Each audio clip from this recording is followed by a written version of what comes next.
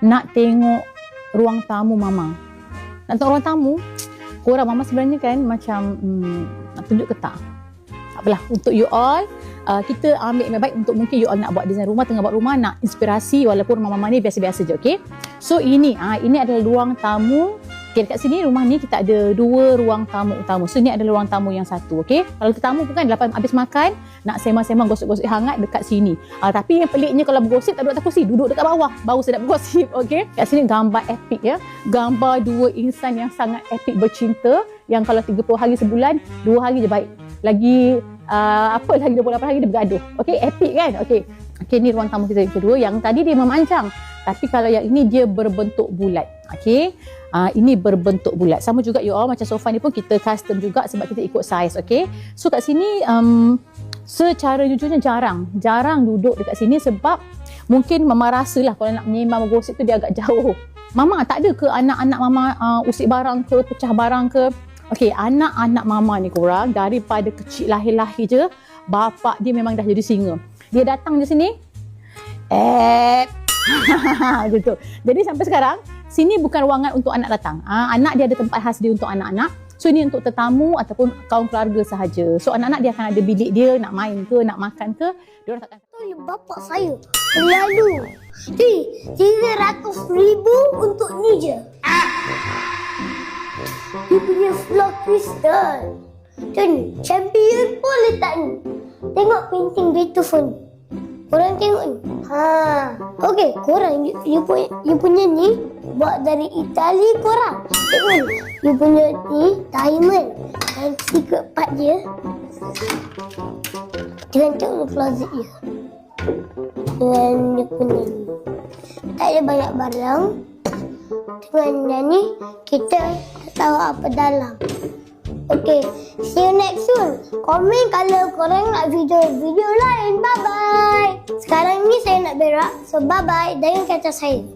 Bye-bye. Siapa nak duduk? Siapa yang duduk Mama? Hantu.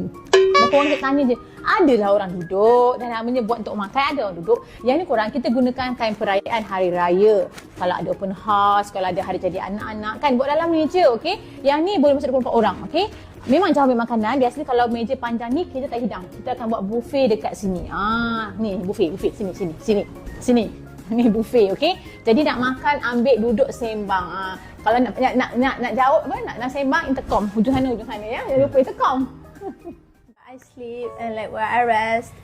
This is my bed.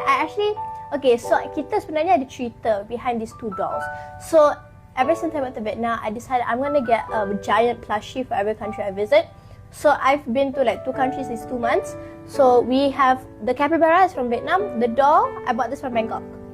Okay, so this is basically all my areas where I put all my jewels, all my bracelets. Also where I read a lot actually. So this is like I said, this is where I take pictures. And over there, as you can see, I have like a ton of dolls.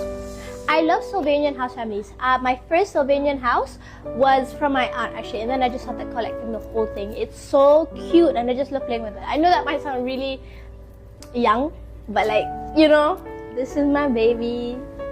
Okay, so this is like mostly where I get ready, where I spray my perfume, where I put on my makeup and everything, my skincare. So this is where I live most of the time. This is my toilet.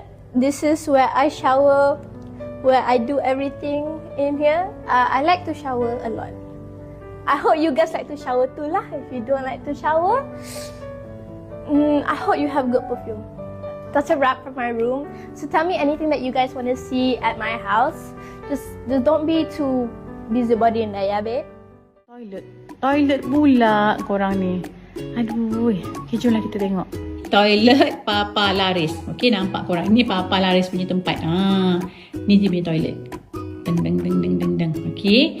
So Mama tak share toilet dengan dia. Mama toilet lain. Mama tak suka konstan dengan dia. Sebab dia suka makan petai. Boleh tak korang? Ni toilet dia. Kita pakai dalam ni. Okey. Tada. Ini korang toilet untuk tetamu. Ini toilet untuk tetamu. Okey. Ini lagi satu toilet dekat kita punya ruang makan. Okey, ruang makan, meja makan, kat sini toilet. So kalau nak pergi toilet senang, tak payah jauh-jauh. Okey, ni toilet dia ya. Tengok. Okay, jom kita tengok. Ini toilet Ibrahim, toilet Yusuf. Ini diorang punya toilet. Okay. Tada. Biasalah toilet budak-budak kan. Simple-simple je. Okay. Ini toilet untuk anak-anak.